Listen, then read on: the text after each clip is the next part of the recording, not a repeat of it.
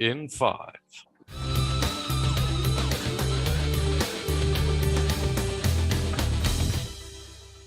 Welcome to another edition of the Royal Alliance UK podcast, episode 124. There can only be one times 53. My name's Matthew Turner, alongside co-hosts Anthony Fitzpatrick, Ryan McCluskey, and Stephen Collins to join us in just a moment. How you doing, boys?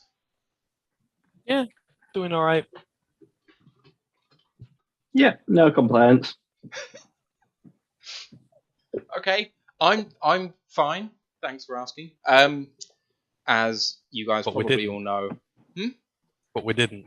So, yes, you didn't. But yeah, as you guys all know, Liverpool did not win the title yesterday, so my sorrows are being drowned tonight, talking about something a little bit more fun. And yeah, we are doing a way, and maybe one way is not enough, a way too early 53-man roster prediction for you today. It's going to be a really interesting show. There's a lot of players on here, and not a lot of roster spots, so there's going to be some interesting cuts as we go all the way through. Got a little bit of news just to go through at the start before we get into that, but let's just start off with some housekeeping. Don't forget to add us on our Discord channel. Join our Discord channel, that would be great. Send us a DM on Twitter, we'll send you a link, or I'll send one out probably after the show. College Football Podcast was back last week, guys. What did you talk about?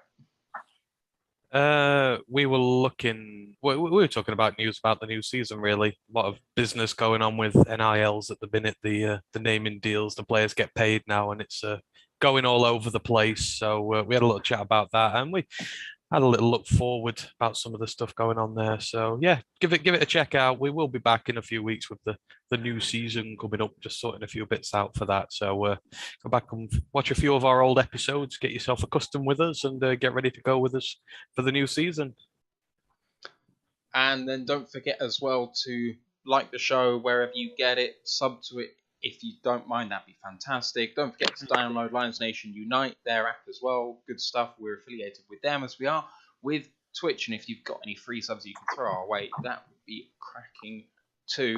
And just at the top of this show, if you maybe can't commit to listening to the entire show, but you want to know what we've talked about, I'm very hopeful that we'll get a small little taster 30-minute, 35-minute pod coming your way to kind of recap what we've talked about today. So you look out for that if you can't commit to a 2-hour show, which I'm sure it will be about. But let's crack on with the one bit of news we have, which is that Aaron Glenn and Ray Agnew have been chosen by the Lions to participate in the NFL's first Coach and Front Office Accelerator Program. It's a 2-day seminar focused on providing advice and resources to minority NFL employees with GM and head coach aspirations. Each team is sending at least one rep, with most sending 2.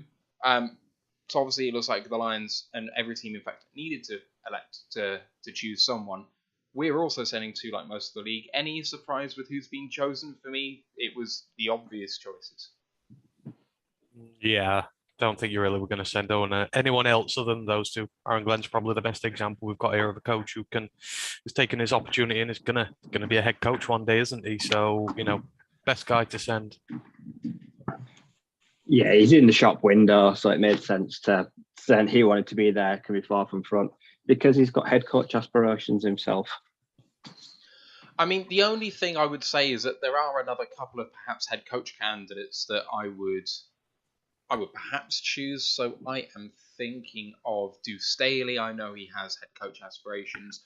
Aubrey Pleasant is someone that's been mentioned as not only a DC, but potentially, head coach aspirations and both minorities. So both, so maybe You've got a coach and a back office guy. Yeah. Ragnar's a back office guy. You need to send guys to diversify the, portfolio of jobs you send in there. You send in a positional coach and you send in a back office guy. I think that's why, those 2 are there. Indeed. Some people got Ant's reference, Drew, in the chat. Thank you for that. I have not watched Highlander, sorry. But I haven't. Do you mean you've not watched Highlander? I've not watched The Godfather, so... Jesus Christ. You know what? Oh, there are some God. really, really bad takes knocking around here today. And, this is spoiling my Monday. Ryan slagging off Weetabix earlier. You've not watched Highlander. You know, we're going to have some issues going forward. You need to Weetabix are watch. dreadful. Weetabix is like eating that stuff that gerbils live in. Oh, let's see if this works. It's terrible. Is it going to work? Oh God, It's not working. I can't do this. There we You know, just watch Highlander. It's great. It's aged a little bit, but it's still a wonderful film. go. Right, I'm just going to quickly sort out. The only one. Exactly. Thank you, Steve. Steve understands. Steve gets it. Just put on our immersive little look. I don't know whether you guys can actually see this. or Yeah. not. Yeah. We're in. It Cool, zooms cool. me right hard. I hate this immersive view. It zooms me in like about 10 times. That's me all the way across the room. Well- Maybe I'll change well, it back. Well, at least you're not the Looney Tunes character from the other day when it looked like you were going to crawl through the hole at us. That was freaky. I genuinely thought you were about to come through your computer screen towards us. I like that one because it was like a little ring around me. Dan says, I miss Weetabix out here, but I am about to dunk a churro in my coffee, so it's not all bad. Yeah, I'm quite jealous that we don't get good churros over here. I have to say, Biggerez says I'm going to have to put this show on hold and go and watch The Godfather now. Yeah, I do feel bad about that one. I do need to get around to it at some point. But then I've also got Scarface to watch, so, you know. Oh my God. We're not associated with Matt. None of us are. None of us know him. He's just here. So this is. Just think about Andrew Neil's hair.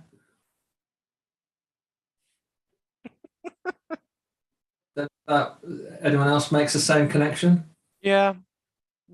It literally looks like he's got 3 or 4 pieces of Weetabix just stuck to his hair. Sorry, political reference there. I was about to say which Andrew Neil, but you've just qualified it there.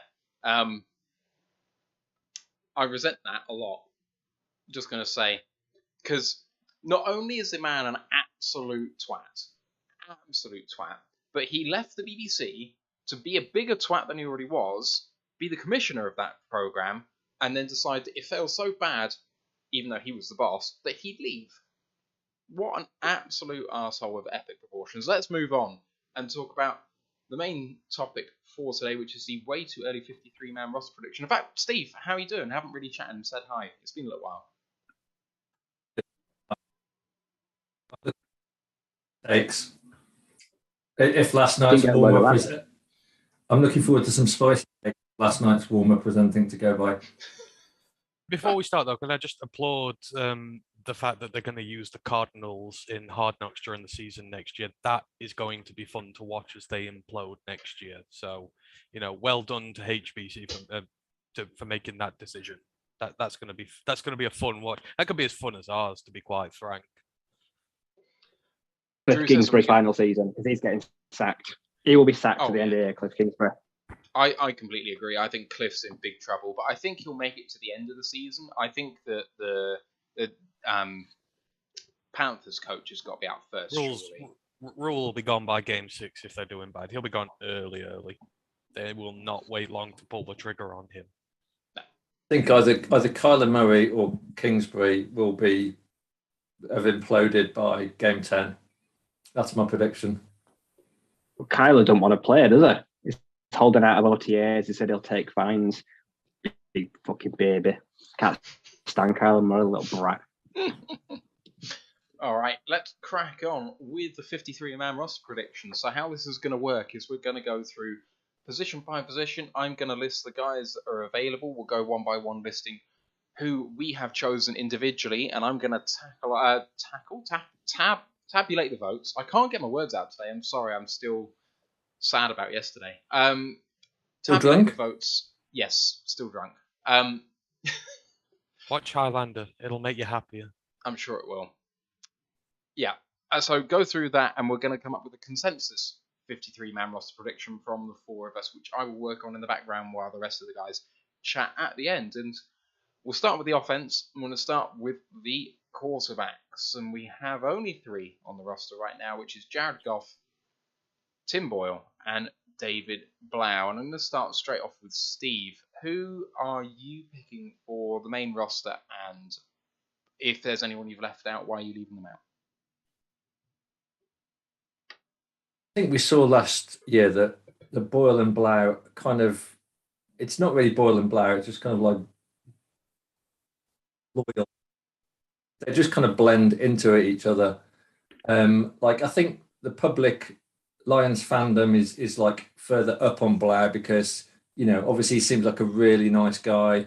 And there was the whole thing with his kind of like story of his partner and her success last year that like everyone kind of got behind in pre-season.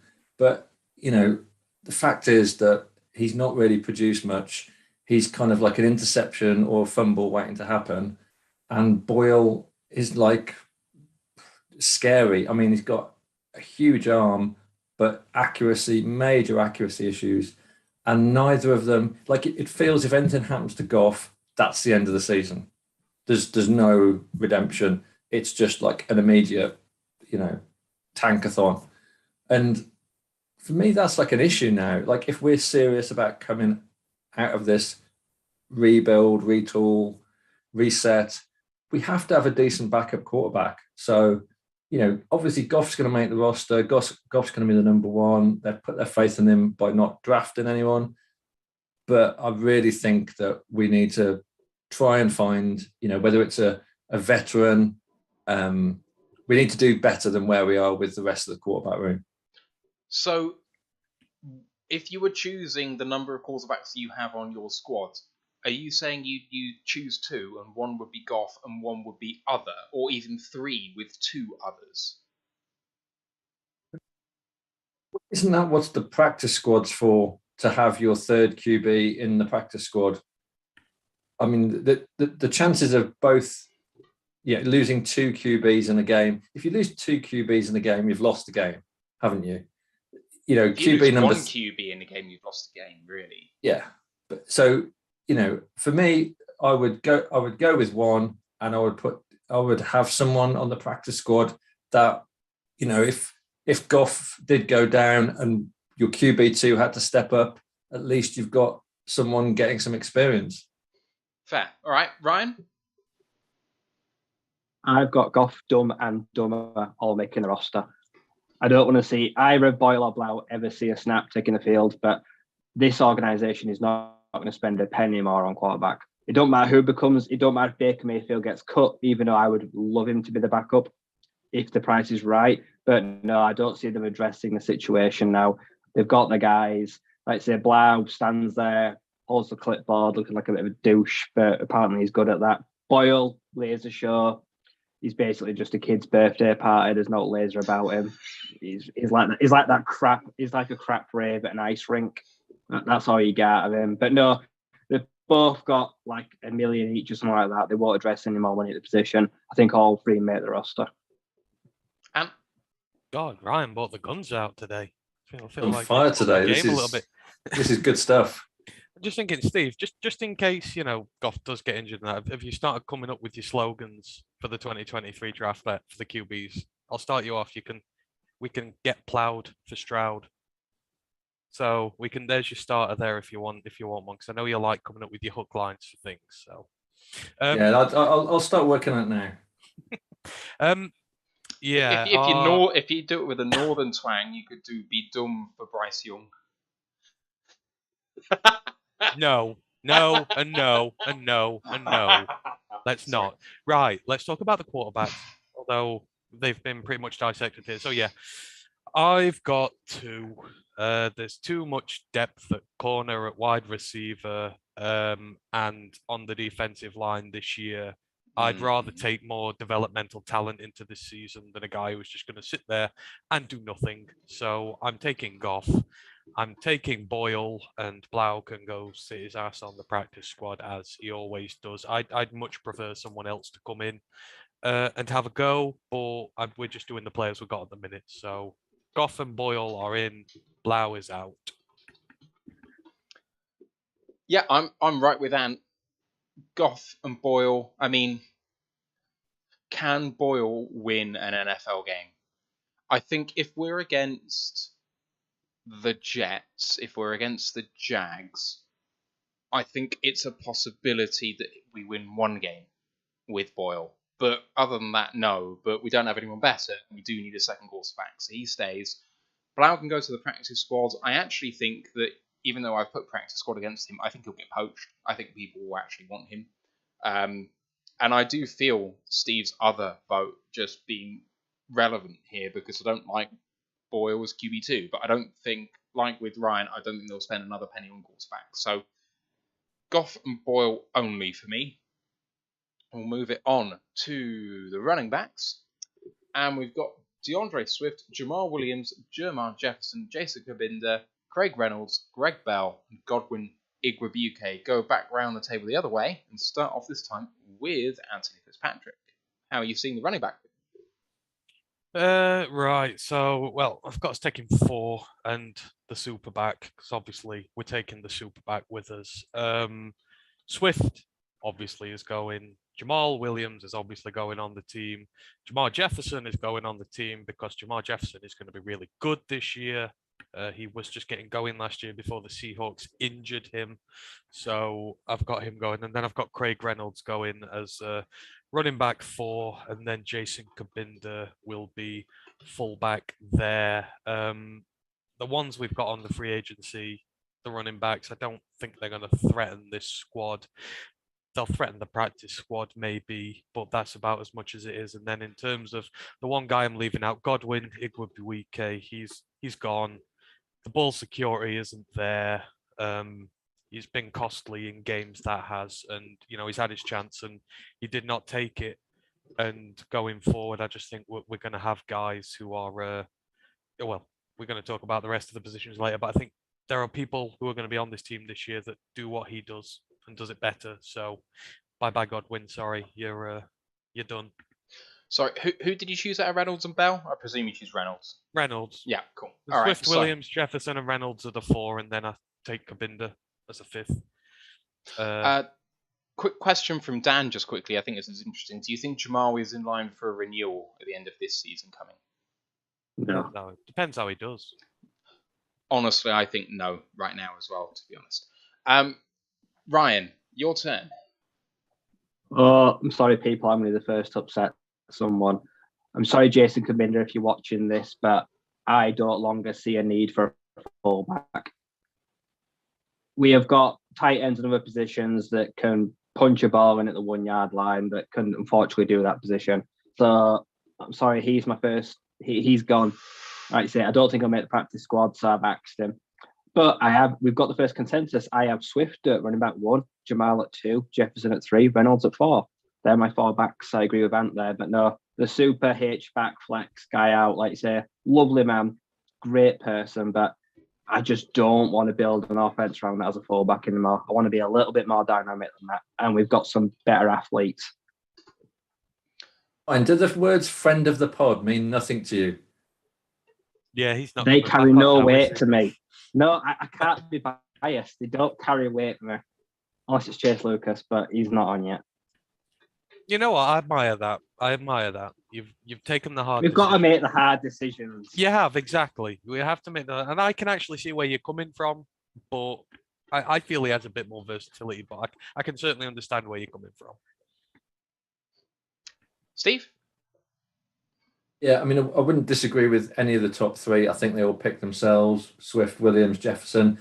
And I mean, for me, Craig Reynolds is definitely someone I want to see more of this year. If you think about the impact he made just in those practice games, and we saw the flashes, and he'd only just, he was literally still sorting his kit out. So for me, now he's had a full season and a proper preseason. Let's see what he can do. So I definitely want to see more of Reynolds this season. And yeah, I think we should keep Kabinda. It is a specialty position. I understand what Ryan's saying, but I think that variety probably works in terms of how we're going to scheme. Right, so I've got it basically similar, but in a slightly different order. So I have Swift at 1 and Williams at 1A, 1B, to be quite honest. I have Craig Reynolds at 3. I have Jamar Jefferson just making it, but barely. And I dislike that I have to say barely, but he showed a lot But I think Reynolds passed him in the order last year, and unless something changes in camp, I think that Reynolds will be above Jefferson in the pecking order, which puts Jefferson at the mercy of some of the better special teams players. But I think with what he showed, he just about gets on the roster, scraping it. And Kabinda definitely makes it for me. I just think he's so versatile in what he can do. He's not just a fullback, and I'd love to see him actually take some H-back snaps, as well as flexing out to tight end every now and again. We know he can do it. And to be honest, not only is his role kind of expanding, but I think that he's getting better at doing them. I think it's someone who was actually quite raw coming out, especially playing linebacker and that side of the ball in college. So you're seeing someone, mature in front of our eyes, and I think he's only going to get better, especially as he signed, I think, a 2-year deal to come back. So I think they see long-term future in him. Let's move. Oh, I'd love to see Greg Bell in the practice squad as well if we can get him there. But that'd be interesting. And I feel bad about Godwin not making it because I like the kid, but he's a fumble machine, and you just can't keep that around. I don't see him being able to improve his ball security. Let's move on to the wide receiver room, and this might be one with a bit more points of contention as we go through. We've got DJ Chark, Amar St. Brown, Jameson Williams, Quintez Cephas, Tom Kennedy, Trinity Benson, Josh Johnson, Khalif Raymond, Josh Reynolds, Khalil Pimpleton, and Corey Sutton. Steve, who is making it? We'll start the season with DJ Chark at 1, St. Brown at 2, and Josh Reynolds at 3. And then I think Jameson Williams, depending on how his injury, will come in and take his place, probably as wide receiver 4 for a couple of games. And then I think as soon as they see that he's okay and they're happy that he's done enough, I think he'll immediately start taking more routes and he'll be wide receiver 1 by the end of the season. So I think those are the 4.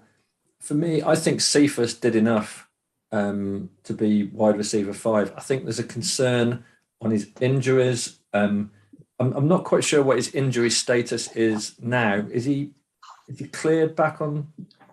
I mean, yeah. I might be wrong, but I haven't heard a peep about Quintez, actually. Is he definitely fit? I believe so.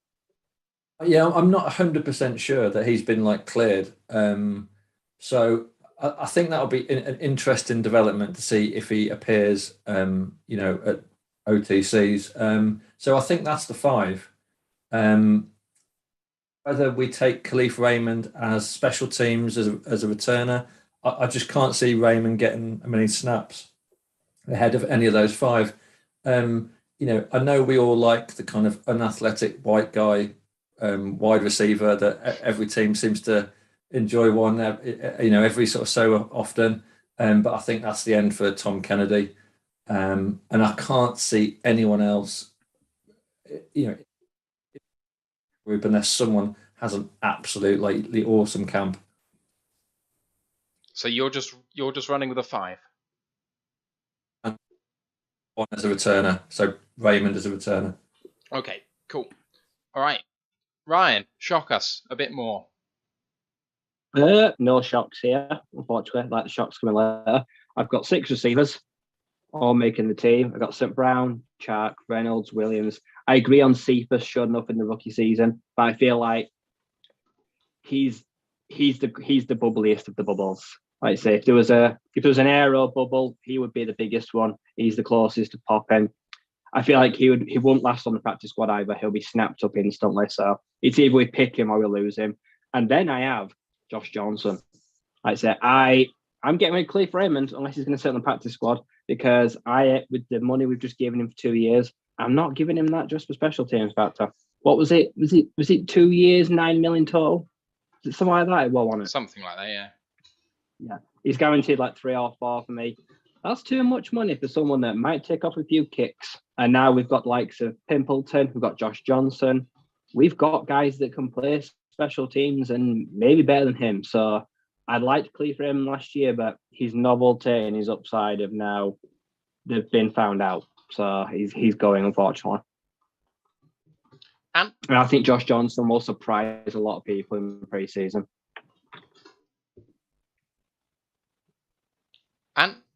What are you doing? Right, so I'm taking 6. Kind of feel bad now because Ryan's taken Josh Johnson, and I was been the biggest proponent of him so far, and I've had him making the practice squad. But yeah, I'm taking 6, so I'm taking Chark.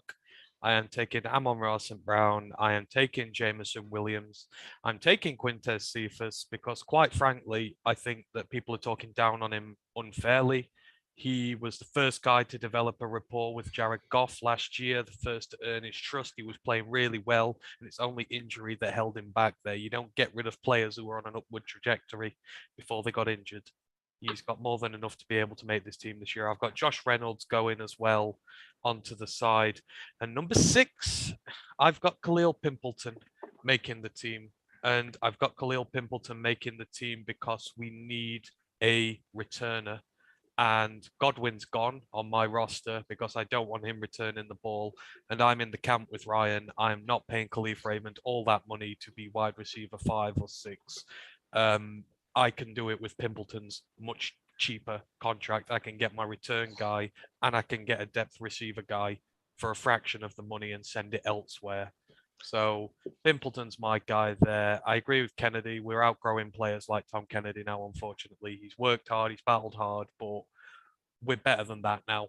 And rightly so. We need to be much better than him if we're going to compete in the future. So he's there. And then I've got Trinity and Josh Johnson going on to the practice squad because Josh Johnson, like Ryan has already said, is going to surprise a lot of people. And I think we're going to see him in the team before the year's out. And Trinity, you've got to keep him and try and develop him, make him worth the picks we gave for him. So he'll be the guy there, and no on Corey Sutton. I'm sure I probably missed it, but you're taking Josh Reynolds then as well. Yeah. Yeah, cool. Chark, St. Brown, Williams, Cephas, Reynolds, and Pimpleton. Okie dokie. And mine is actually the least controversial, I would think. I'm taking Chark, St. Brown, Williams, Cephas, Raymond, and Reynolds. I definitely sympathise with the views on Raymond and not taking him and wanting to save the money on him, and I actually potentially agree with them. But I think the team will take him. I think he is probably the best returner of the lot, although he'll only fill one of the 2 roles, according to Jeff Risdon anyway, the punt returner, kick returner. The team are keen for that to be a split role, not for the same player to fill both roles, so he'll do one of those. But I think given that he was wide receiver 1 last year and in fits and bursts still managed to perform, I'd love to see what he could do as wide receiver 3 in this offense. Like, if Amon-Ra St. Brown comes out for a little bit and you want a speedier guy rather than a big guy in the slot, I think that Raymond actually could do a really good job. And actually, we didn't do him the biggest favour last year in terms of putting him in the best place to succeed because of how little resources we put into the team at that position. So maybe it's a bit of projection on my part, but I do think that Raymond has the most NFL experience for this group and will just kind of come through the process being the guy that they think is the best one out of the lot. I have Pimpleton and Kennedy getting to the practice squads. I think they just love Tom Kennedy. I mean, just guy works super hard and is productive in spite of everything. Kind of feels a bit like Quintez, actually, in that frame of reference. I feel bad, but I don't think Josh Johnson, Trinity Benson, or Corey Sutton make it to the practice squad. I just don't think we have enough places for those guys, and I'd rather take Pimpleton out of all of them as someone who maybe offers something a bit different, and that practice squad guy who can also play on special teams, as we've already discussed. Let's move it on. I'd trade Trinity Benson away for a bloody bag of Skittles right now. Like I said, I will pay for him to leave. If someone wants to get him, I'll pay for his flight ticket, mate. Like I said, that was a misguided trade, even despite the low capital. I want to get rid of that stink. All right, let's move on to tight ends. And on the roster at the moment, TJ Hawkinson, Nolan Given, Garrett Griffin, James Mitchell, Derek Dees Jr., Shane Zylstra, and Brock Wright. And for this one, we're going back round the table. So this is starting with Ant this time, I think. Yeah, pretty simple. This, I guess, for the tight ends, we'll take 3, I think, and that'll be TJ, James Mitchell, and Brock Wright. I think TJ's the standout of those. Brock Wright came in, did really well last year, deserves his chance next year as well. And James Mitchell is going to be the blocking guy we need eventually in there. So, them 3 are in. A couple will make the practice squad. I'd like to see Dees in there. Maybe Zylstra if he comes back from his injury, because I know they like him. But Garrett Griffin can go bye-bye. Don't want anything to do with him. Nolan Given, no, thank you. And yeah, just not much else there. TJ James and Brock Wright. I think that's pretty easy. Ryan? Carrying 3. Hook, Wright, Dees Jr., and I would put James Mitchell on the practice squad. I feel like losing that time to injury, he could probably do with a year to learn the ropes a little bit. So I think that's fair on him. But no, like saying the rest of them, get rid of all the rest. Steve? Exactly as Ant said. Hogg, Wright as tight end 2. Mitchell, if he's injury free, will be the 3rd one, and then D's on the practice squad.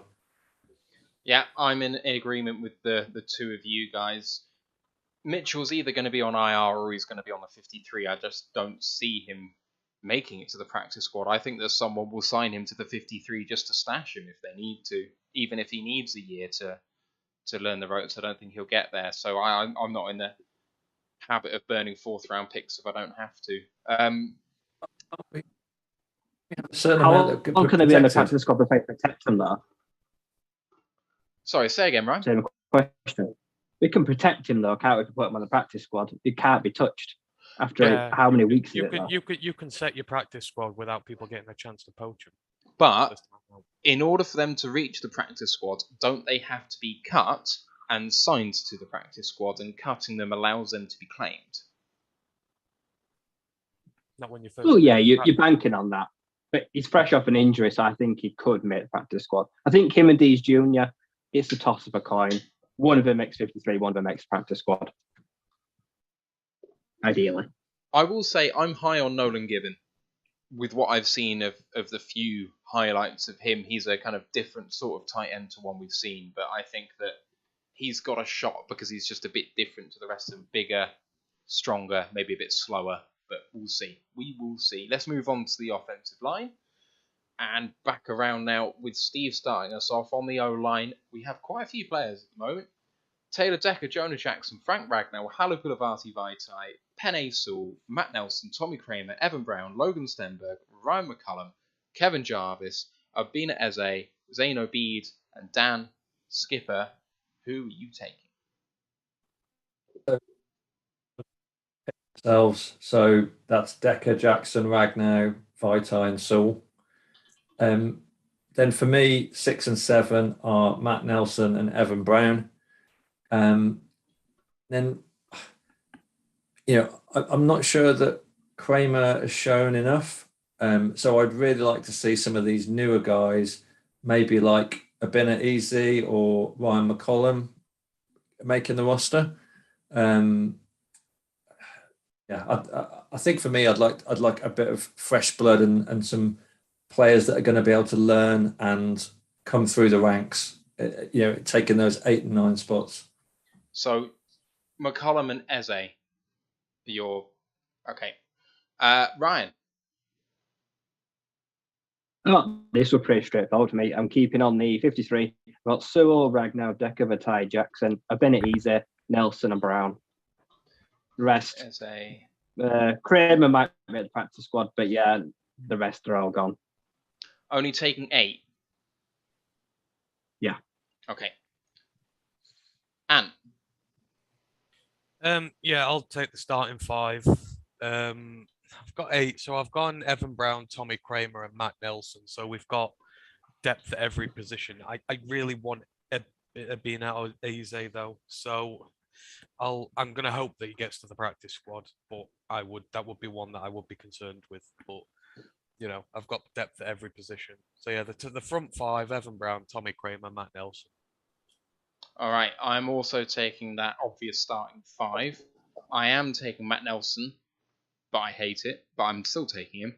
I'm taking Tommy Kramer. I'm taking Evan Brown, and I'm the only person to take 9, which is I'm pretty sure we took 9 last year. So I don't think I'm way out there by doing that. But I'm taking Eze as well, which gives me 2 tackle players. I'd like to stash McCollum as the third centre on the practice squad, and Obeid I think can make the practice squad as well.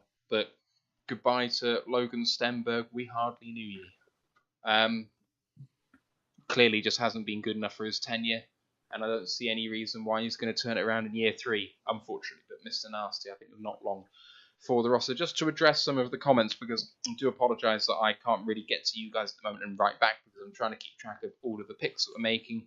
Jamel Cooper says, can you protect practice squad players outside of the season? No need to do that, because you've got the 90-man rosters. It's only until you get to cut down time near the start of the season that the practice squad even comes into play, which is when you go for the 53. So that's when that all happens. So no, but no worries on that front.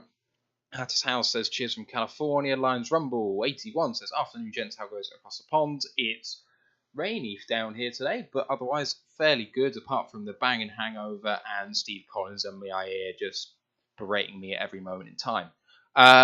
Jamal also says, Benson is going to have the camp of a life to make this team. Even then, he might only be wide receiver 6. Yeah, that is really your ceiling, and even then, he'd be really, really lucky to get there.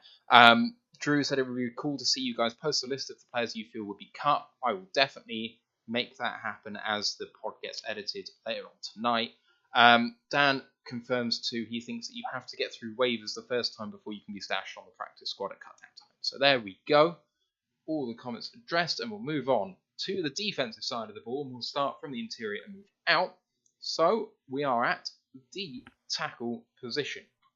And some of these obviously are kind of hybridy DT edge players, so if you feel like it's in the wrong position, please don't get too angry. On the D-tackle position, I've listed Michael Brockers, Aleem McNeil, Levi Onwuzurike, John Penasini, Bruce Hector, Demetrius Taylor, Eric Banks, and Jashawn Cornell. Maybe Hector should be a DE, not a DT, but never mind.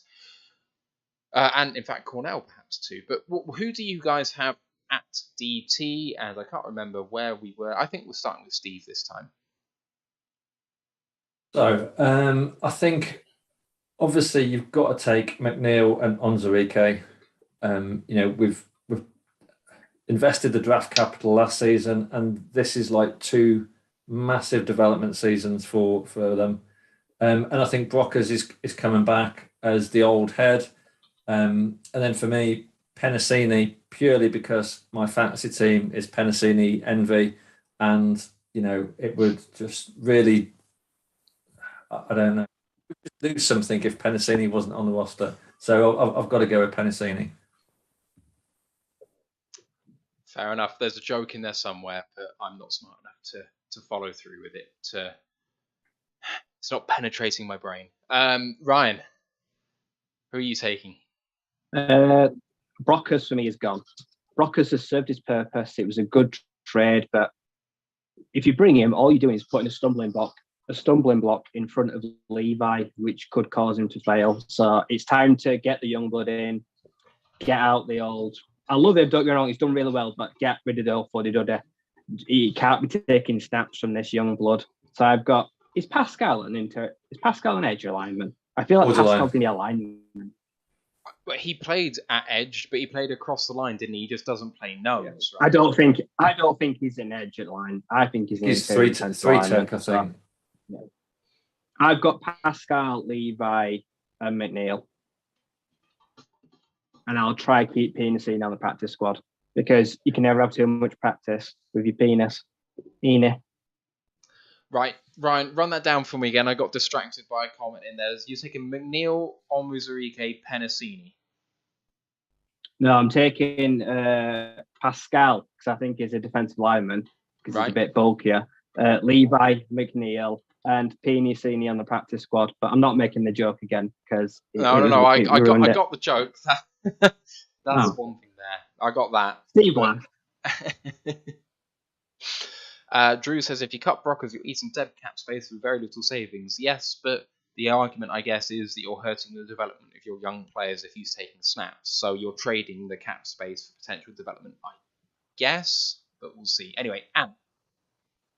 Well, for once, me and Drew are in agreement fully. It makes no sense to cut Michael Brockers whatsoever. I'm keeping him. He is the only experienced head we have in there, and I'm still of the opinion that he's going to be critical to the development of the young guys in there. Levi's proven nothing yet, not to the point where we can safely cut Brockers and trust him to be a starter. He's not even close to that at this moment in time. So you've got to keep Brockers in there as your vet presence. And plus, this time next year, you can cut him for like less than 2 million against a 10 million cap. So it makes a lot more sense next year to get rid of him, hopefully, when all the guys are in their second year and they're fully fit and firing. So I'm keeping Michael Brockers 100%. I'm keeping Aleem and Levi because obviously Aleem's doing really well. I want him to have a great second year. Levi, I hope, becomes the guy we want him to be there. For purposes of this, I've listed Pascal at edge, so I'm not including him, but I'm still taking 5. I'm putting Penasini on the team, and I'm actually putting Demetrius Taylor on the team as well. I believe Demetrius Taylor is going to surprise a lot of people this coming summer. He has been coveted by the Lions for a very long time in the off-season process. They were onto him very early. They've done a lot of research into him. They one of the first guys who signed after the draft was done. I think they're really high on him, and I just love him, the way he plays the game. You can again move him. He's kind of a hybrid guy. He does do some edge work, but he does a lot of his good work from the interior. So I fully believe Demetrius Taylor is going to shock a lot of people and make the team. So I've got Brockers, McNeil, Onwuzurike, Taylor, and Penasini. All right. And to finish this one up, I'm taking the 4 most obvious, I think, which is Brockers, McNeil, Onwuzurike, and John Penasini. I want to see a like-for-like replacement with McNeil on the roster, and I don't see that anywhere else apart from Penasini. I don't think anyone truly plays that nose tackle one tech position as well as John Penasini can. So maybe is Demetrius Taylor someone that could do that, Ant? Is he more of a 3 tech? No. Okay. No, you put him more towards. I mean, you can play him all over, but he does, again, like Josh Pascal, does his best work around the 3 tech area. Okay, so Brockers is someone that I want to cut. I want to cut him. I don't want to take him, but I'm not willing to do it for so little savings. I do think he will hurt the development of some of our young players if he plays, but just because he's here doesn't mean he gets snaps. It just means there's a vet presence in there. And actually, I think he's going to be trade bait this year. I really think that there'll be another team just like us who will want his presence in that room. And if we can pick up a 5th or 6th rounder for him, I think he might be on his way, but I'm not about to cut him. Levi and Aleem, I'm just so high on. I think they might be our starting D tackles. I hope that they are.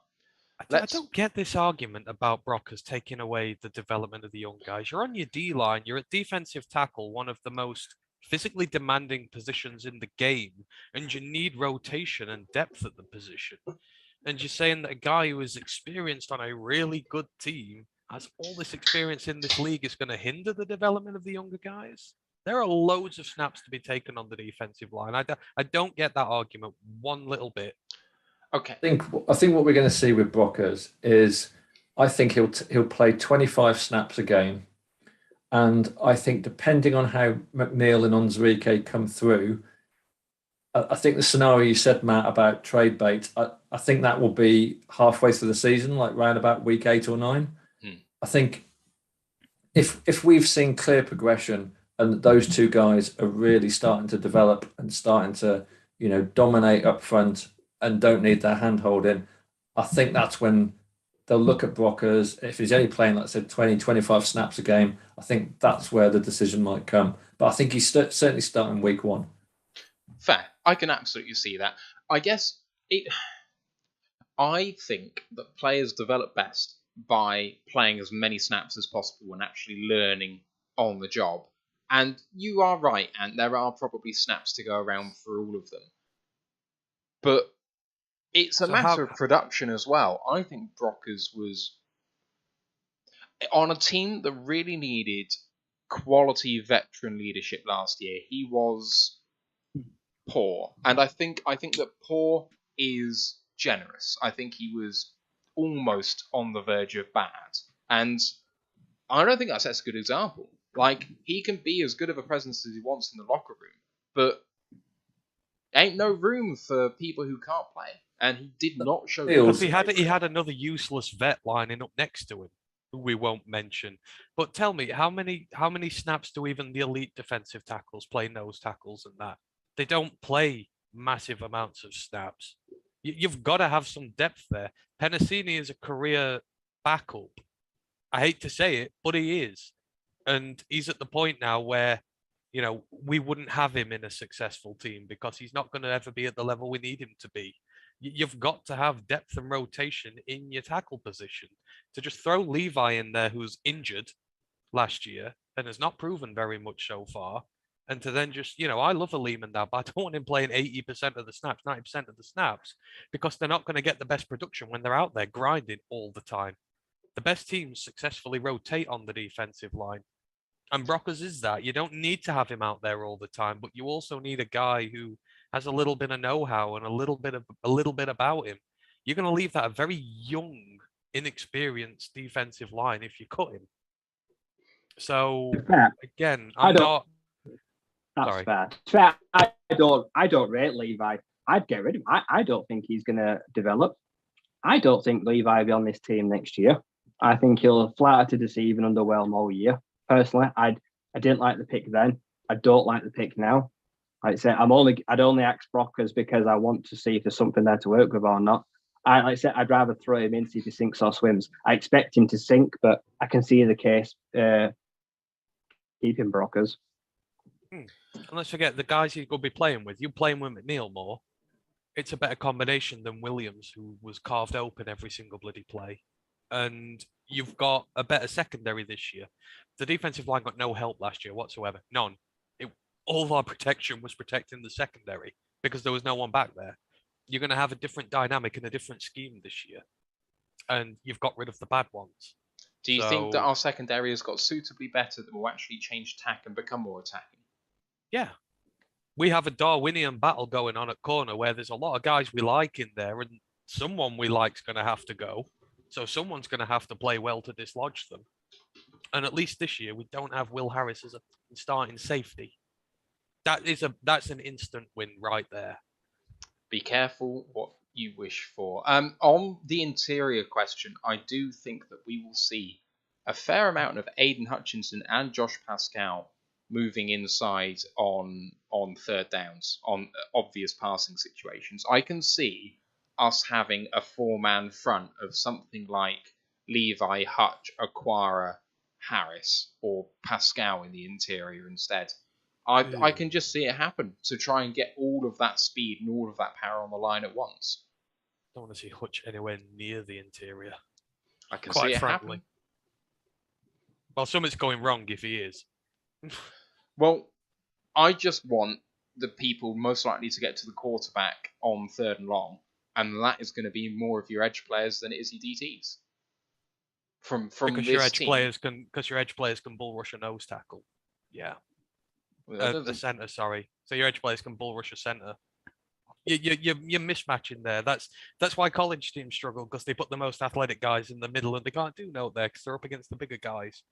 You've got to get your matches right. Pascal will be the one who goes interior, not Hutchinson. Keep Hutchinson on the edge where he belongs. Anyway, let's move on to the edge, and we start with Ant. We have, for the purposes of this exercise on here, but I know that Ryan's already picked one for Josh Pascal. We've got Aiden Hutchinson, the Aquara brothers, Romeo and Julian. We've got Josh Pascal, Austin Bryant, and Charles Harris. What do you make of this one? Well, for once, we've got a little bit of depth here. I've got 5 of them. Hutch, Romeo, Charles Harris, Josh Pascal. And I've put Julian Aquara on here, but I'm going to mitigate that by saying he is right on the bubble for me. He is in danger, and if we get rid, I'm not fussed in the slightest. I've not seen enough development from him. The injury history, I'm not really that fussed. For me, it was a choice between, I think it was him and Chris Board I got down to for my 53 because I needed to cut someone.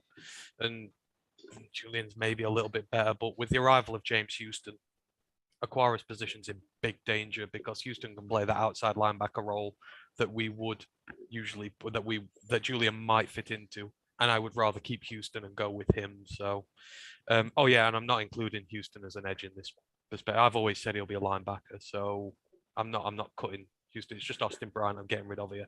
I expect that one will be done very, very soon. I don't expect him to last much longer. Ryan? I struggle with this. Let's say because I put Pascal interior, so I had one less edge. So I've got Hutch, Romeo, Harris, and Julian, but I really don't want Julian, so I might just get rid of him. I mean, Don't want to take 3.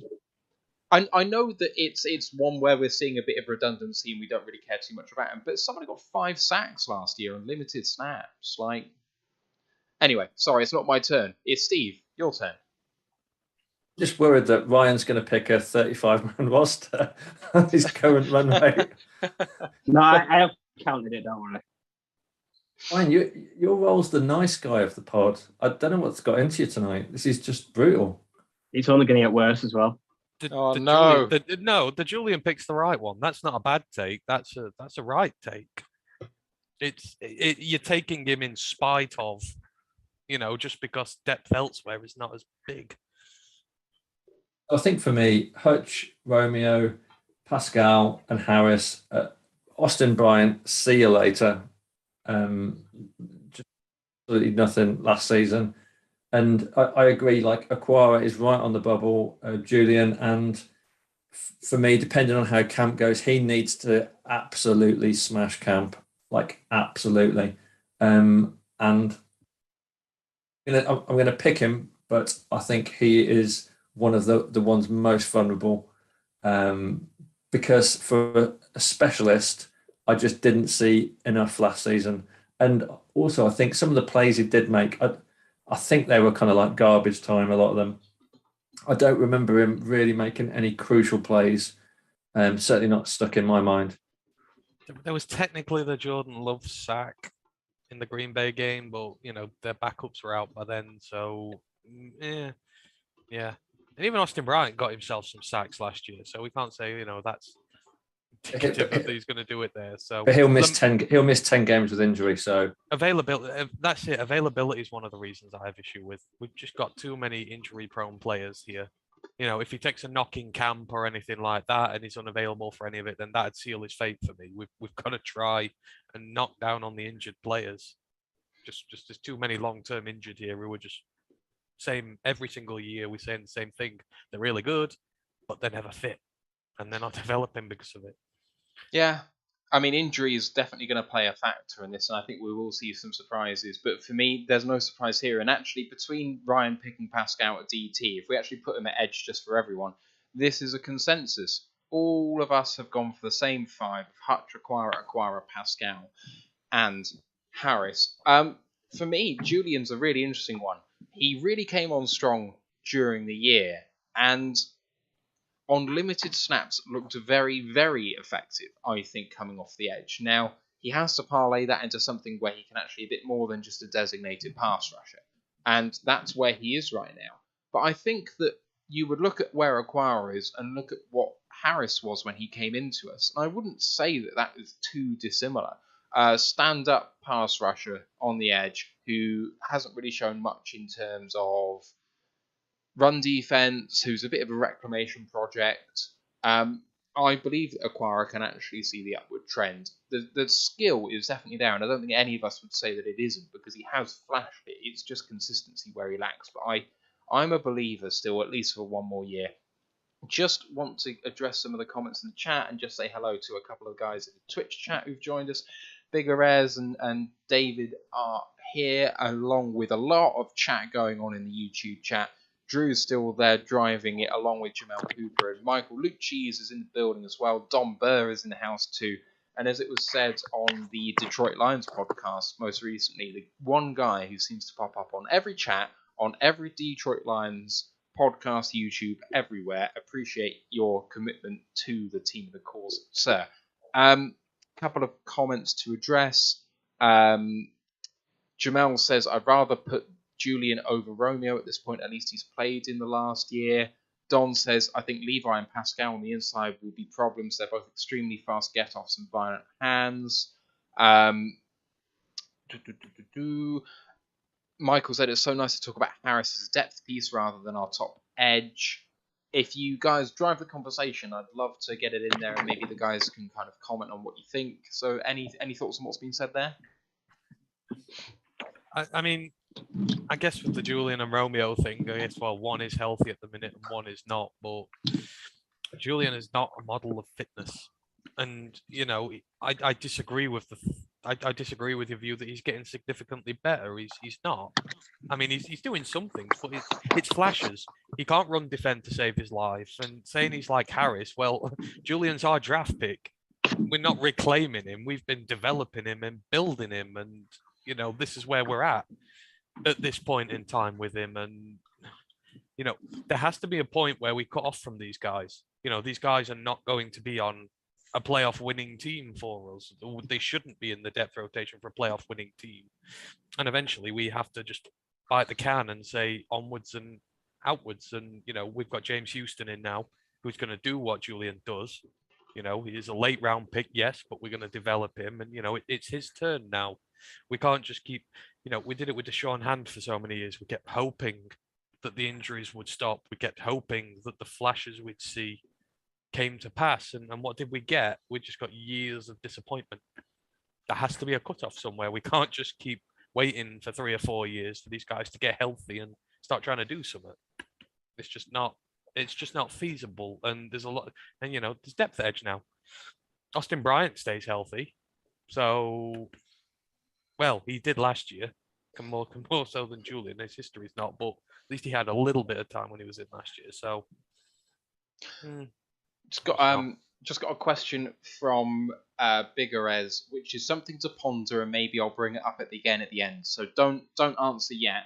But what players do you think, along with what we said about Brockers at the start, what players do you think are potential trade bait for near the trade deadline, based on the 53 that you've chosen? Who do you think might be the guys who we might be looking to trade away come that time, if we're not competing in the business end of things, or even if we are, perhaps, we look at that guy as someone, if we're doing really well, that we want to move on if they're not being a significant contributor. Let's move on to the linebacker position. Off-ball linebackers, we have Chris Board, Alex Anzalone, Derek Barnes, Jarrad Davis, Malcolm Rodriguez, Sean Dion Hamilton, Anthony Pittman, James Houston, Josh Woods, and Natrez Patrick. We're starting off this time, I think, with Steve, if I get my order right.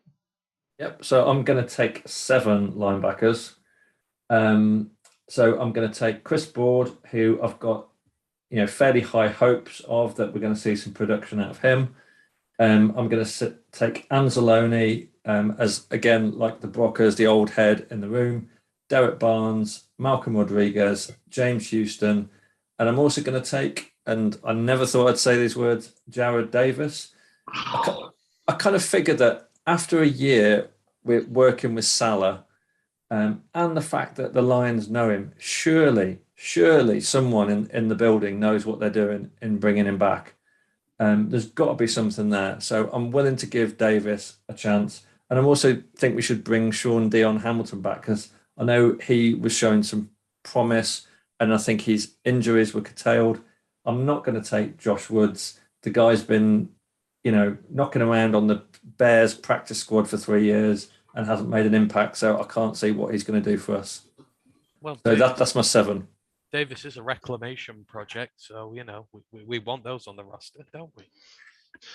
Ryan, I take it you were disappointed with that, but let's see you do better. I've got 6. I've got Anzalone, Ford, Rodriguez. I liked Woods. I think in the games he played, he showed a little bit. Like I say, Sean Dion Hamilton has all this hype in this prospect, but he hasn't shown a single flaw of it. I'll take someone that I've actually seen in uniform play a game. I'll take Houston, because like I say, he's going to be a backer. And Barnes, like I say, hopefully develops a bit this year. See, Jarrad Davis does reclamation projects, but this is not Channel 4 Scrap Heap Challenge. I'm not taking the bum Jarrad Davis. I don't want to see him in a Lions uniform again. Absolute bust. Peace out. Hey, audio clip that, Matt. How do I do that? I think I've clipped that. Hopefully. Anyway. Speaking of, though, Scrap Heap Challenge, what a show. Prime British TV, that is. Yeah. Time Team. That's my proper British show. Anyway. Oh my God. Antiques Roadshow. Even Steve's not that old. Oh, come on. It's got Baldrick on it and everything. I've met him in real life. Have you actually? Yeah, yeah, Who? at a restaurant I worked. Tony Robinson. I've met him in real life. Sir Came to a Tony. restaurant I worked at. Oh, He was very rude. really? Can we just say that our American audience is drifting away by the second here with Yeah, these they are. UK cultural references? Okay, if you want UK cultural references, go watch Blackadder. Absolute masterpiece of British comedy. Right, Ant, you're up. I'm taking 6. So I'm.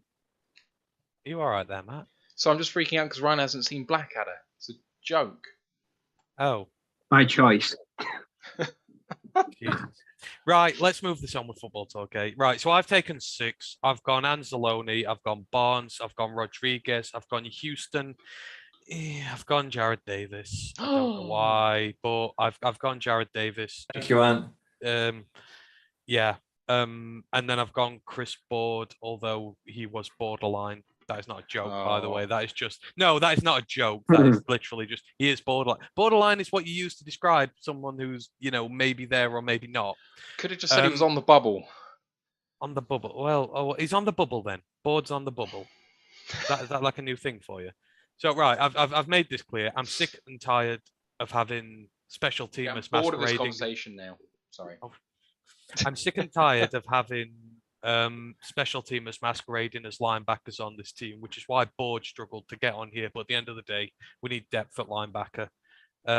Dion Hamilton, Pittman, sorry, bye-bye. You represent the past where, players like that will get on this team and have maybe a significant role. I know Dion Hamilton was meant to be all right last year. Pittman's never made the leap. Dion Hamilton, I don't think is going to make the leap. I'm just tired of it. So they can go. I'm going to roll with, I want Barnes, Rodriguez, and Houston to really establish themselves this year. Anzalone sort of passed the torch over, hopefully so, but by this time next year, he can go and we can go and get Noah Sewell and that linebacker core will be great. But yeah, Davis and Board at depth. I don't really want them, but the 4 in front of those are the main guys. But yeah, bye-bye special teamers who don't contribute anything in the main team. All right, I am also taking the 6. I'm taking Chris Board, Alex Anzalone, Derek Barnes, Malcolm Rodriguez, James Houston, and Josh Woods. I really wanted to keep as many people I think we as agree. possible. I think we agree as well. I think We've got an actual agreement. I do want to keep more, but there are 2 people I think that will be so low on the NFL's radar that they will get through to the practice squad. One of those is Sean Dion Hamilton. I think we're the only team that knows that there's actually something there, that his ceiling is potentially higher than before. Coming out of camp, Jeff Risdon is convinced that Sean Dion Hamilton was linebacker 1. That wasn't a high ceiling, though. It wasn't a high ceiling, but Alex Anzalone and Derek Barnes are still on this team. And they are the 2 that are potentially above him. So Barnes was a rookie last year who'd just been drafted. Sure. Dion Hamilton was already here. Derek Barnes, I will say right now, I'm worried about Derek Barnes. I did not see him progress during last season, which means he needs to have a really good camp. I'm not saying he's in any danger of being cut, because he's not. But I worry about him this time next year. And I want to see something more out of him this year. He's someone who I know was quite raw and was perhaps thrown into a situation that didn't really suit him last year, in terms of almost having to be a kind of wise old head before his time. That said, I still didn't see much from him, so I'm gonna be hopeful rather than expectant with him. But keep him right though. Yeah, I mean, you use him as a coverage linebacker. It's hard to blame the player. He's a blitzing linebacker. That is his job. That's what he does. And to be asked to play coverage all year when that's not your job, that's why. With sounds Barnes, exactly like Jarrad Davis to me. Yeah, except Barnes could. Davis had his chance. Yeah. Oh, I 100% agree. But Jarrad Davis is the other guy who will make the practice squad, and I am convinced he will make the practice squad. He signed a veteran minimum deal with the Detroit Lions after having been at the Jets. And the reason he did that is because no other fucker wanted him. And you know what that means? We cut him, he'll be right back. So I think Jarrad Davis on the practice squad is someone we can call up if we need. If there's an injury goes down, he can come in as linebacker 5 or 6. I think that's super valuable. Like, we're all down on Jarrad Davis as a starter, as someone to make 53, even if he does. But someone on the practice squad, I think that's terrific. So I hope that he can make it through that. Otherwise, I think we do have an agreement on linebacker. I might have a playoff for you guys to decide later, so we'll have to go through that in a minute. I'm sure Jarrad Davis will look great in the XFL in 2023 when he wins their defensive MVP, because that's where he's heading. Bringing the heat, Ryan McCluskey. To be honest, you could probably say that about 3 or 4 of the linebackers on the roster right now. Pittman will end up there. Dion Hamilton will end up there. I reckon Board will probably end up there if he doesn't work out here. A lot of our linebackers are XFL linebackers in waiting. That's harsh on Board. I think that's really harsh on Board. I think. Give him a chance. Give him a chance. Hang on. I said if he doesn't work out here. Stop listening to I said if he does not work out.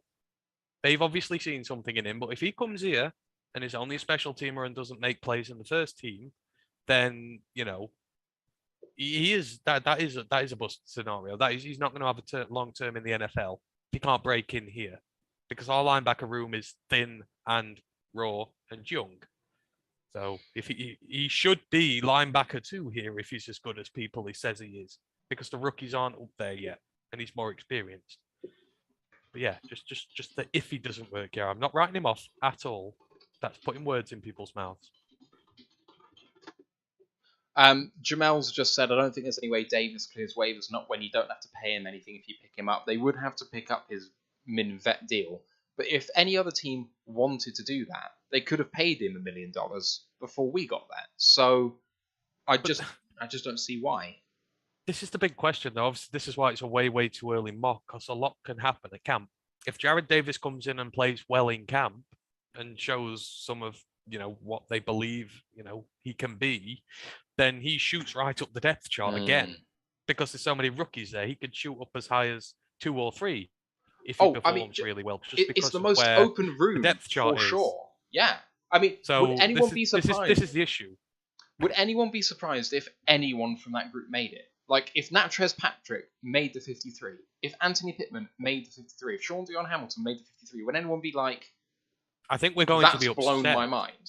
I think we're going to be upset with the room that comes out of there this year, because I think the likes of Pittman and Dion Hamilton are probably going to be on there, and I don't want them on there. I think we can do a lot better than that.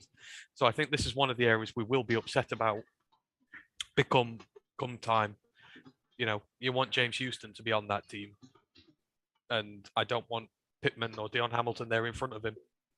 If I'm being completely honest, it's the worst position on the entire team, and it worries me the most.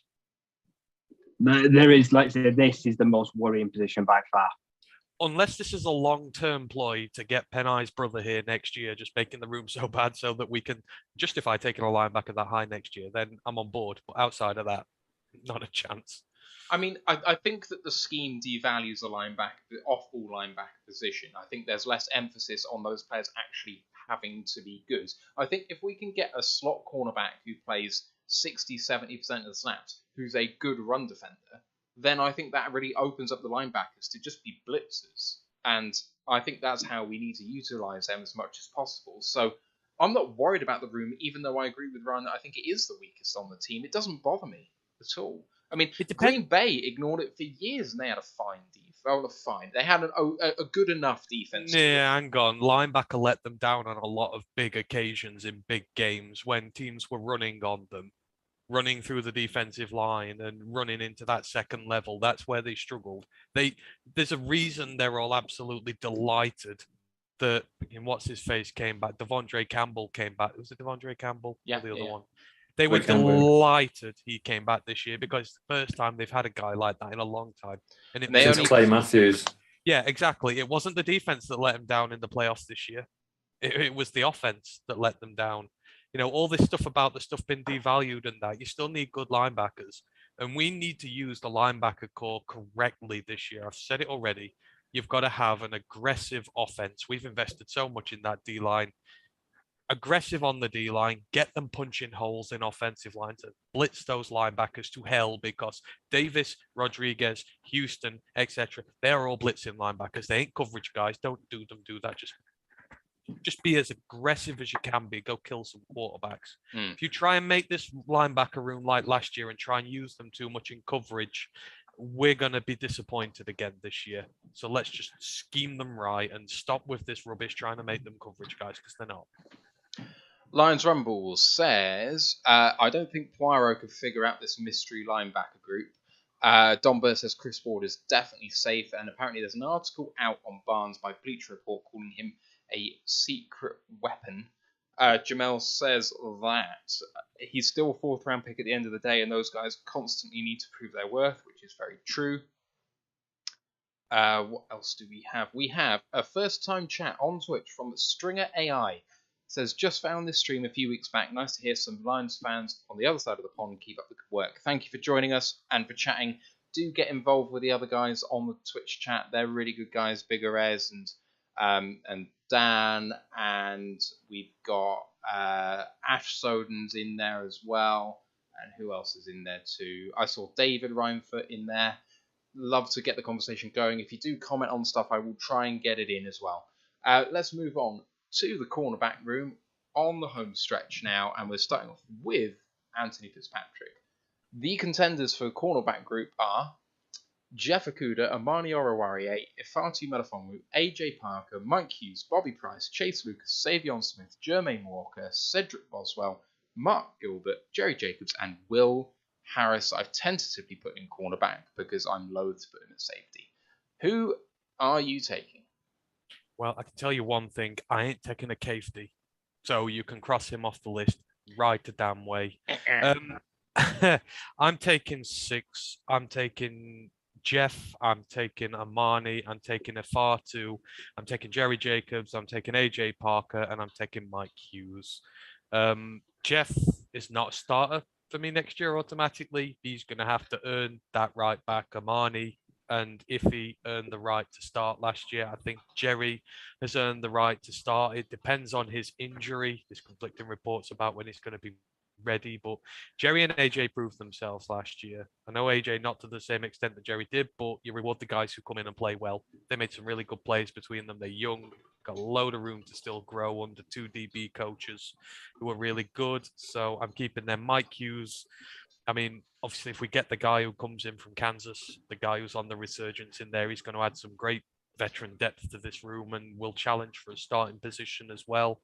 Like I say, this is the Darwinian experiment in this team. This is where there are a lot of good players vying for few spots. This is one of the few positions where, you know, we will be disappointed about some of the players who are going to miss out on here. And it could be any one of a number of them. Gilbert could make it. Chase Lucas could make it. You know, the guys that I've discarded, I've not done it lightly, not because I don't want them on there. I think we're going to pack the practice squad full of corners, to be quite frank. There's that much talent there. But yeah, obviously Jeff, Amani, and Ifeatu, they're the 3 big guys. Then you've got your 3 behind them, Hughes, Parker, Jacobs.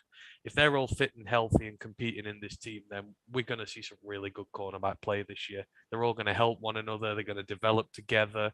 It's young, it's raw, but it's got so much potential talent in that team. So yeah, those are the 6, and I'm more than happy with them. Ryan. It's contention for me. It's corner, like you say. Well, I'll start by saying, unfortunately, I don't have a spot for AJ Parker. He was a really good story, and he played tremendously well. Now, he won't clear waivers. He will get picked up very quickly. What from people saw him, so he won't make the practice squad. For me, player circumstance, when the chips fell, when the cookies crumbled, when the injuries happened, he stepped in, did a commendable job. When everyone's healthy, is he good enough to be a long-term starting DB at nickel? For me, no, he's not. Like I say, he's really talented, but I don't think he's the future at the position, and I don't think we're able to keep all of him. I don't think he'll clear waivers. I hope he doesn't. I don't want to see him on a practice squad because he deserves to try and make it somewhere else for me. I'm carrying 7 corners. I'll start with, I don't want Will Harris, but they created this Mike Tyson safety position for him, so they're probably falling in love with the dude. They're going to be keeping him out there, even though I can't stand the block. He's crap. Like I say, he's not very good at either position, but like I say, and then I've got Amani, Okudah, Ife, Hughes. Joey Jacobs, like I say, probably day one starter. Akuda, it's make or break time. It's put up or shut up. It's pull your socks up. Like I say, I know he's been hurt, but this is his final season with us. If he doesn't do well, he will also be the answer to a question later on that we were asked. And I've got Chase Lucas. Being the seventh corner making it. He's very experienced. Like I say, he's played a long time. I think he's got a good chance of sliding in and possibly sharing nickel role slots with Mike Hughes. So then I'm carrying 7 corners. The rest can fight out to the practice squad. Ryan, could you just run them down again for me because I've missed one? Armani, Jeff, Iffy, Hughes, Mike Hughes, Jacobs, Harris, and Lucas. And my 7 corners. Cool. All right, Steve, finish us off. I'm going with Akuda as my CB1. I'm absolutely fed up to the back teeth of going on our Discord chat, Pride of Detroit room, Luke G's chat, and seeing people call Akuda a bum. He's flamed out. Like, it's just absolute garbage chat. Like, let's get Akuda back as a CB1. Let's not, ease him in gently. Effectively, he's like, this is going to be like his sophomore season. He's the number 3 pick. He needs to produce. We've got to throw him in at the deep end. It looks like he's healthy from everything that we've seen. So let's not knock his confidence further by kind of make him sit on the bench. Let's put him straight in and see what he can do. Because, if I'm rooting for anyone this year, I want this guy to absolutely come back and prove a lot of people wrong. So I'm going to Akuda 1, Amani, Iffy, Mike Hughes. I'm pretty excited about as CB4. I think he's got a lot of upside. He picked off Baker Mayfield, didn't he, at the end of last year in one of the playoff games? And the guy looks like he's got some juice left. So he's in there at CB4. I'm going to put Jerry Jacobs in, injury permitting. I have got room for AJ Parker. I think Chase Lucas is probably going to be practice squad. So that's my... Definitely no Will Harris. So the only thing with Akuda, putting him straight in as a starter, when you've got lots of guys in that room who've had to bust a gut to get in that room and get a starting position, do you think it's wise to stick him right in as a starter? He has not earned it, and it's because of injury he's not played. I'm not downplaying him one single bit. I'm saying you've got to be in there because you've got to have earned it. Jerry Jacobs has earned that spot. Ifiatu has earned that spot because, he had a rough start to the year. He got better. He had the injury. He came back. He got better again. We've had Amani who had a decent year. I think it's disingenuous to the guys who are already in there to just let him straight back in. I think he's got to earn it. I do agree, but let's not forget that a lot of those guys who earned it only took snaps last season because we were absolutely decimated by injuries. So I don't think there's 3 or 4 players in that cornerback room that have started 15, 16 games and absolutely nailed it on. I think I think Akuda will show in camp what he can do. I think for me, I'll start by saying I'm taking Akuda, and Akuda is my CB1. And it's for 2 reasons. One, there isn't another CB1 on the roster. That's one of the main points. Amani is not a CB1. He is a really good CB2 at his absolute ceiling. And he's proven that over the years. Try and cover the fastest, biggest player out there. He's not up to it. But cover a second best receiver and he can really do something good. So I'm not trying to downplay what Amani can do. I'm trying to say he's a really good CB2. He ain't a CB1. The only other guy who can be a CB1 on the roster is Ifeatu Melifonwu. He has that ceiling, but he's got a long way to go. The thing about Akuda is that if he's fit, I believe that his floor is about where Mark Gilbert's ceiling is, maybe where Jerry Jacobs' ceiling is. Akuda, when he's fit, and that's the big crux, he has to be fit. If he's not, then obviously you might as well just cut him. So let's assume he's fit for this purpose. If he's fit all year, the argument about earning it and what have you, Jerry Jacobs earned it through outperforming where expectations were. He was far better than people thought a UDFA was going to be at cornerback. But outperforming expectations doesn't mean that your output is greater than someone else's floor. Even if someone disappoints. If Okudah plays as well as Jacobs did last year, that will be disappointing. But it will be probably the worst play you'll see from Okudah. So, sorry, like, he's got better physical traits. I think he's got better instincts to him. I think you saw from the start of last year, in the one game that he actually had, he vastly improved. And he just didn't have the time. I think he'll come out and show why he was picked number 3. But that's just a projection on my part. But I want to see it. And I want to see sink or swim at this point. So I'm going with Okudah. I'm going with Amani at CB2. My starting slot corner is Mike Hughes. It's where he played best in his career so far at the Chiefs. He's going to slot straight in there. Melifonwu is going to be my guy who can be outside or in at CB4. I'm taking Jerry Jacobs as my backup outside corner and Chase Lucas as my backup slot corner outside of Melifonwu, who I think primarily will be outside but can play big slot when required. So I've got backups in each position. I'd love to take a 7th corner because I think it's where you need a lot of depth and we have a lot of players who are very good in that position. But I decided to go elsewhere the picks. I think I took a 6th wide receiver instead of a 7th corner, which I kind of feel bad about because I preferred to take a 7th corner, but I just didn't. Gilbert and AJ Parker I'm taking on practice squad, but Ryan may be right, Parker may not get there. I feel bad for doing it to him because, again, another guy who outperformed expectations, but I'm sorry, his ceiling is not good enough for a team expecting to do better. It's just not.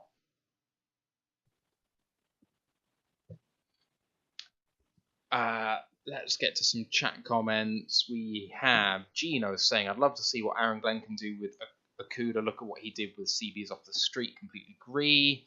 Jamel says, I agree. I think Lucas makes it. And also, I'm rooting for Okudah so hard. And Domber says, Okudah has not had a fair shot at all.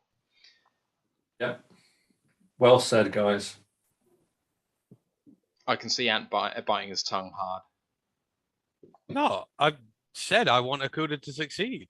I do. I just disagree that he gets put straight back in the team. This is a team based on earning your starting role. Earning your starting role. He has not earned his spot yet. He will do, or he may very well do. If he comes back and is the cornerback that we invested a number 3 pick in the draft, he will very quickly work his way back into the team. I'm just not starting him over guys who've come in and have worked hard and earned the spot, regardless of ceilings and flaws. This is a team based on earning your opportunity here. And when you start going against that, then, you know, the buy-in that the players have to the scheme, the system you have here, that starts to erode. Players will know that they can play as hard as they want, but favorites will come back and get their spots. And that's what we had under the last regime. And I'm not going back to that. Sorry if you don't like it, but, you know, I am a Jeff Okudah fan 100%. But he's got to earn his spot. And that's all I am disagreeing with on this point. I'm not putting him in there until he earns his spot back. And I'm not going to throw the guys under the bus who came in a very hard position last year and did really damn well and performed for us. Fair. That's all I'm saying. Can't argue with that. Right, let's move on to the safety room. Not too many names to go through with this one. Tracy Walker, Deshaun Elliott, Kirby Joseph, CJ Moore, Juju Hughes, and Brady Breeze. And we are going, I think, right back to Ant. Is it Ant or Steve? Sorry, I've lost track. Steven. Yep, so Tracy Walker is our safety 1 by a mile. Then I think Deshaun Elliott, I've got high hopes that we'll see something from him. Kirby Joseph as 3.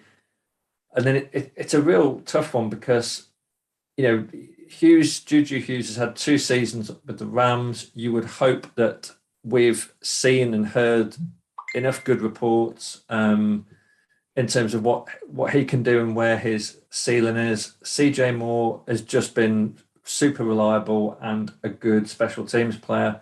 I think I'm probably going to go Juju Hughes as 4 and CJ Moore on the practice squad.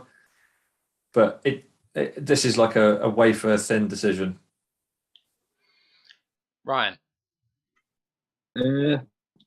I made room for the defensive backs. I'm carrying 5 safeties. I've got Walker, Elliott, Joseph, Moore, and from what I know, I like Brady Breeze. Offers good special teams value again, but also he was really good at Oregon. Right, so he didn't see much playing time at the Titans when he was picked, but towards the end of last year, he did get more in the rotation as well. And we're going to pick up injuries at safety if we play 2 or 3 safety schemes. So I'm keeping all 5. Juju Hughes can go to the practice squad. And I'm taking 4. There's not really much to choose from here. This is still probably a bottom 5 safety room in the league. As it stands, not enamored with it at all. We've got Tracy Walker, we've got Kirby Joseph, Deshaun Elliott, and CJ Moore. I loathe the fact that CJ Moore might take snaps this year. I just don't think he's a safety at this level. I don't think he's proven anything to be part of this team, but it's a special teams upside. I mean, thinking about it, I'd rather probably just give Breeze or Juju Hughes a go because they're unproven here. I'll give them an opportunity because CJ Moore has shown that he's a special teamer only. choose one then. Choose one.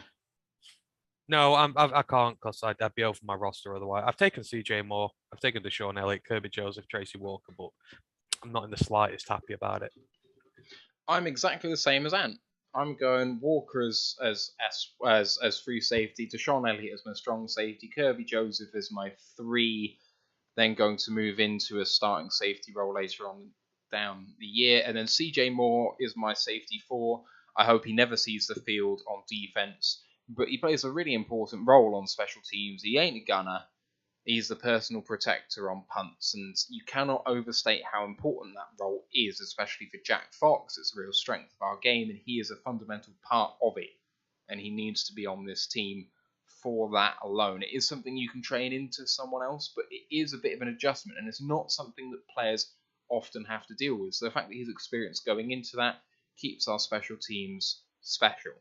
And let's move on to our special teams to round this off, and we do have 3 kickers still on this team. Riley Patterson, Eldrick Rosas, and Austin Seibert, along with the punter Jack Fox and the long snapper Scott Daly. Let's go back to Ant for the final time. Who are you keeping? Patterson, Daly, and Fox. There's not really much. I would expect them to make an attempt to keep Seibert on the practice squad. I know we kept the kick of most of last year because we had a bad situation there, but Seibert's not done bad. I don't think he's really disappointed in any way. Patterson's just been good though, so let Patterson keep the starting role, and if he holds it down long enough, then let's see, but go and get an opportunity elsewhere. Otherwise, just keep the depth in. But Patterson gets first nod. The other 2 are no-brainers. And Ryan. Easy decision all day, yeah. Patterson, Fox, Daly. I wouldn't involve with Seibert. Kickers a tenner penny. It's a total waste of a practice squad spot having a special teamer. You can pick them up off the street.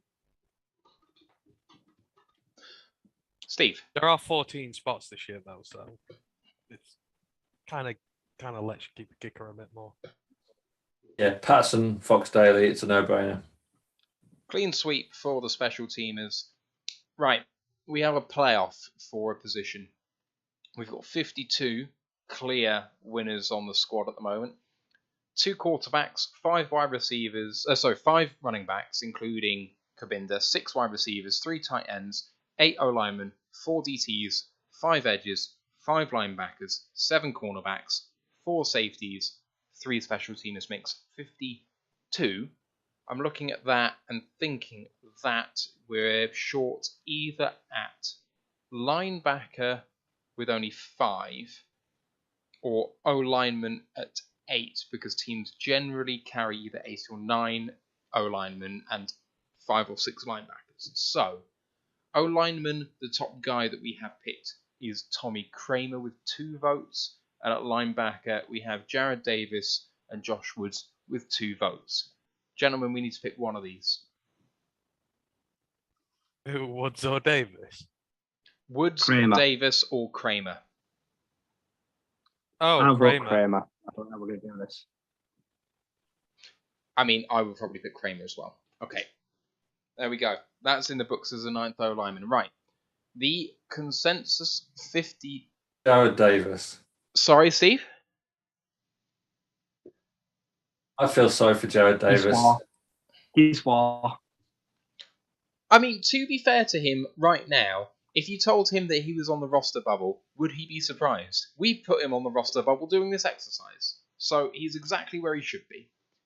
Right, let me run down the final scores. Quarterback, we're only carrying 2, which is Jared Goff and Tim Boyle. Running backs, fullbacks, superbacks, we have DeAndre Swift, Jamal Williams, Jeremiah Jefferson, Jason Kaminda, and Craig Reynolds. Wide receivers, we are taking DJ Chark, Amar St. Brown, Jameson Williams, Quintez Cephas, Khalif Raymond, and Josh Reynolds. Tight ends are Hawkinson, James Mitchell, and Baroque Wright. On the O-line, we've got Decker, Jackson, Ragnow, Vita, and Saul. Backups being Nelson, Kramer, Brown, and Eze. DTs taking Brockers, McNeil, Onwuzurike, and John Penasini. At the edge position, we're taking Aiden Hutchinson, Romeo and Julian Acquara, Josh Pascal, and Charles Harris. At linebacker, Chris Ford, Alex Anzalone, Derek Barnes, Malcolm Rodriguez, and James Houston. At cornerback, Jeff Okuda, Amani Oruwariye, Ifasi Melifonwu, AJ Parker, Mike Hughes, Chase Lucas, and Jerry Jacobs. Safeties, Tracy Walker, Deshaun Elliott, Kirby Joseph, and CJ Moore. And the special teamers, Riley Patterson, Jack Fox, and Scott Daly. Those are your 53. I'm not going to go into the practice squad, but I don't know about you. I think we've come up with a fairly good team there, not cutting too many controversial people. Will Harris got 1 vote. I think he was lucky to get 1. No one voted for Bobby Price, my previous crush. I feel bad for him, but he's got to go. No one went for Seibert over Patterson. I mean, he's only shown half a season, Patterson, but it was a good half one. But Seibert was good before that. So I think it's going to be an interesting camp battle at the very least. Who else has gone? Bruce Hector didn't get a vote. Feel bad for him. He always seems to perform on the practice field at the very least. No votes for Stenberg. He's out of here. Wide receivers, Kennedy, Benson, Johnson, Sutton, Pimpleton not making it. And no Blau. What do you make of it, boys? People must be watching this thinking I'm a right bastard. I thought I must have looked super harsh and super critical tonight. People be cursing me across the post boards all the way. Yeah, I think we're going to see some big shocks at wide receiver. I think you are going to see the likes of Josh Johnson and Khalil Pimpleton make this team, despite the fact that it's meant to be with the depth we've got up front. I think you're going to find some of these mid-vets are going to get unseated. So that would be the one I would be least confident about trying to predict at all. And like you say, it's unfair, some of these guys. Hector, I think he makes everybody's practice squad and comes back in, and if you need him, he's there. That's just unfortunate circumstance. I really like him, but you can only carry so many defensive tackles, and I think it's good. If we were doing this, I remember doing this time last year, and I think we were, I reckon at least 40, 45 players we must have been unanimous on. There was so little depth for us to have a go at. At least this year, it's been a lot more competitive, which is a good sign. Our trade candidates, mine are, to go into it, if we're going mid-season, is TJ Hawkinson, Jeff Okuda, and Josh Reynolds. I think Reynolds could be squeezed out, but he's a viable option for other sides. Okuda, having Iffy and Jacobs, if he's healthy but he's playing average and someone thinks they might throw a flyer at him, they might be willing to listen to offers for him because we've got that bit of outside cover. And TJ, like I say, long-term future's up in the air. The price tag for the tight end is going up. So if he's being average and he's healthy and someone comes in and offers a reasonable pick, like I say, they may consider it because it's another luxury. I know that'll upset a lot of people, but there are teams out there that are just a tight end away from having one of those elite offenses. And like I said, they may look at TJ and think, well, the Lions aren't fully all in on them yet, offering the 5th-year option. They're biding their time whether they want to pay him. So they may just pick up the call and see if he's available. Like I say, they're all people that I could see getting asked about. So I hate talking about trade candidates because I feel like it's very disloyal towards the players going, who are we going to get rid of if they do well this year? I don't like doing it. It's like the stuff with Decker last year. Anyone who said trade Taylor Decker last year was a moron, because you don't trade away your best players. You just don't do it. And trading him away would have set this franchise back a very long time. So I hate talking about it. However, if we're talking from a realistic perspective, sorry, the one that stands out to me right now because his contract is not done would obviously be Amani.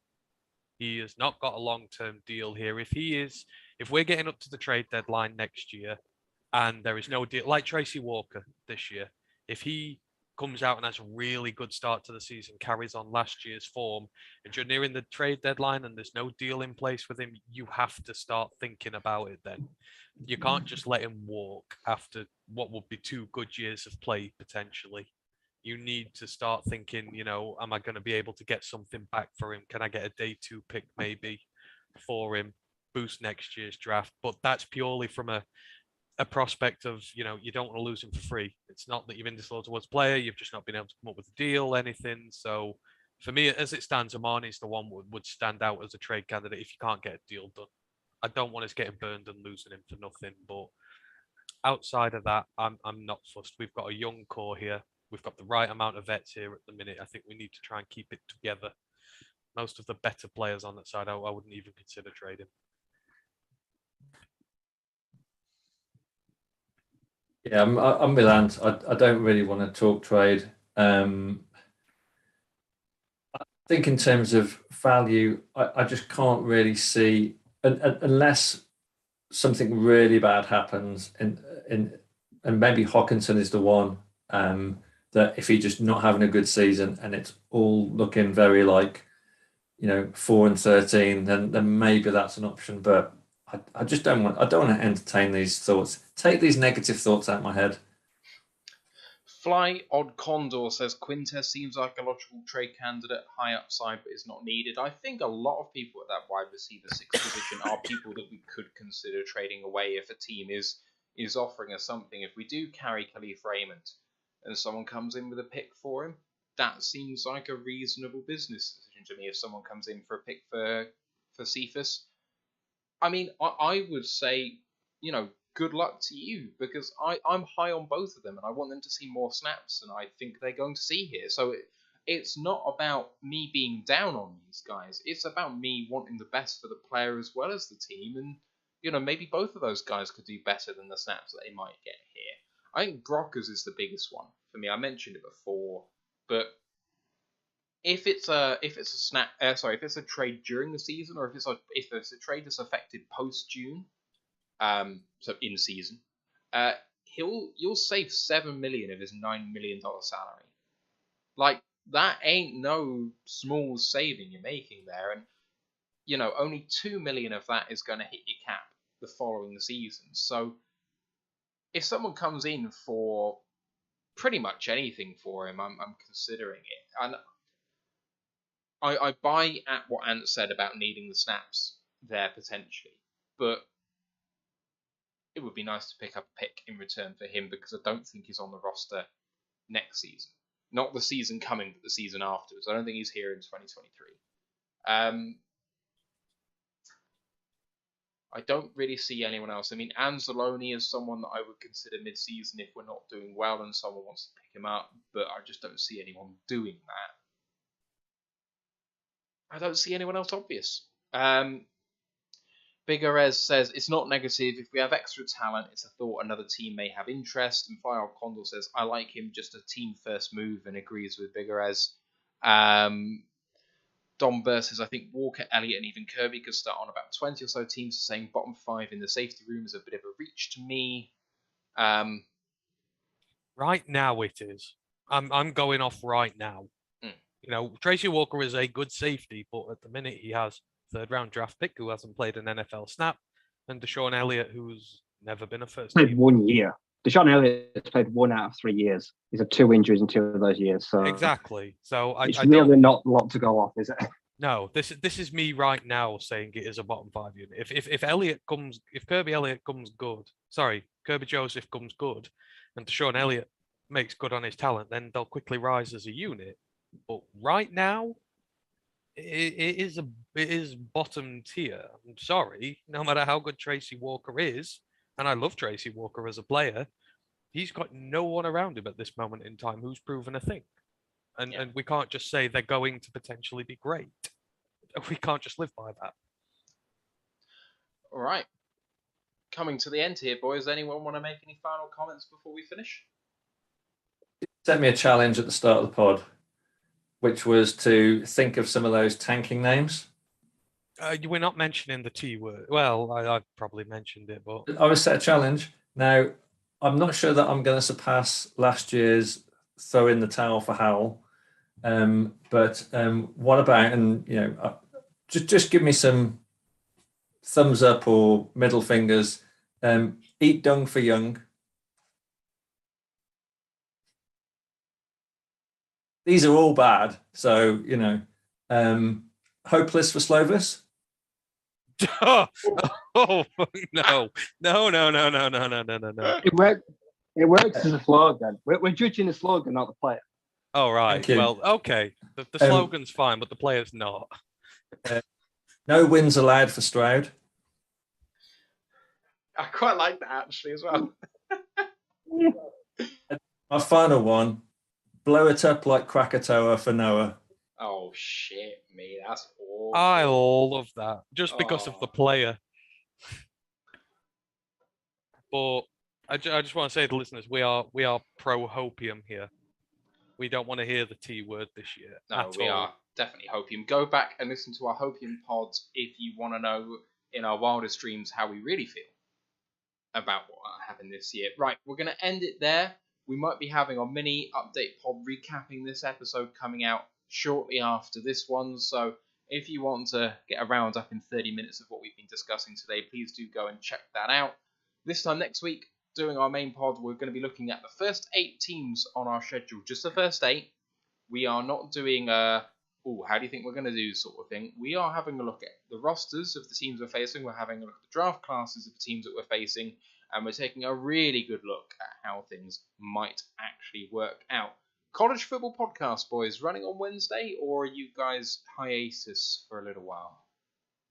A few weeks off now. A few weeks we'll off. be back. Okay, so don't worry too much about that. Please don't forget to like and sub to the pod and all that good stuff. Don't forget to find us on our socials at Roar the Lions UK on YouTube, Twitch, Facebook, Instagram, and Twitter. If you want a good laugh on a day-to-day basis, do follow our Twitter because Ant controlling that is an absolute master. So do go and check that out if you're not following us already. Facebook group for worldwide fans, Detroit Lions fans, UK One Pride worldwide. We are running, I think, for another few days with our friend Ryan Farden. He's running a competition where you can win a Lions jersey with the name on the back of your choice. Just costs £5 or $6 to enter. You just need to join that group. Again, it's Detroit Lions fans, UK One Pride worldwide. One winner, all proceeds to the Red Cross Foundation's appeal for the Ukraine war. So do go get involved with that. Don't forget our articles as well on the web, roarthelionsuk.com. Otherwise, just remains for me to thank my co-hosts Steve Collins, Ryan McCluskey, Anthony Fitzpatrick. My name's Matthew Turner. Thank you everyone for listening, for watching. Let's go Lions, One Pride. One Pride. Well, I've got a slogan. Things don't go our way for DJ Uwunga Lele. That just rolls off the tongue. Good night.